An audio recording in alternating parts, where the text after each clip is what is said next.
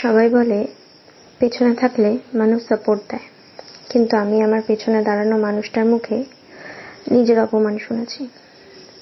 হ্যাঁ, ঠিক শুনছেন, আমি আমার প্রিয় মানুষটার মুখে নিজের অপমান শুনেছি।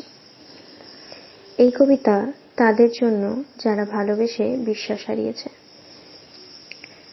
যারা ভালোবাসার প্রতি বিশ্বাস হারিয়েছে।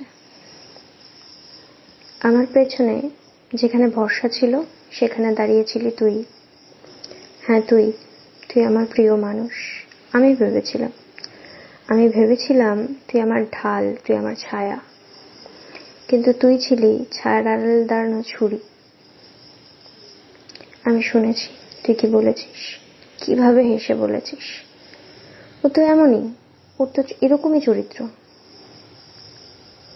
আমি তখন সামনে দাঁড়িয়েছিলাম তোর বিশ্বাস, তোর ভালোবাসা, আর তুই আমার পেছনে দাঁড়িয়ে করছিলি বিচার।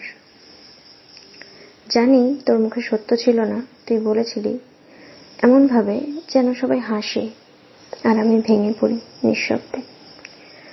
হ্যাঁ, তুই আমার প্রেম ছিলি আর আমি তোকে করেছিলাম প্রার্থনা, কিন্তু তুই আমাকে বানালি গল্পের খলনায়িকা। একদিন তুইও পেছনে তাকাবি আর সেই ছায়াটার জায়গায় আমি থাকবো না। তখন বুঝবি প্রিয় মানুষ আর প্রিয় কথা যখন বিষ হয়ে যায় তখন কান্নাও সঙ্গী হয় না। ভালোবাসা যখন অপমানের রূপ নেয় তখন সম্পর্ক নয়, শুধু আত্মসম্মান বাঁচাতে হয়।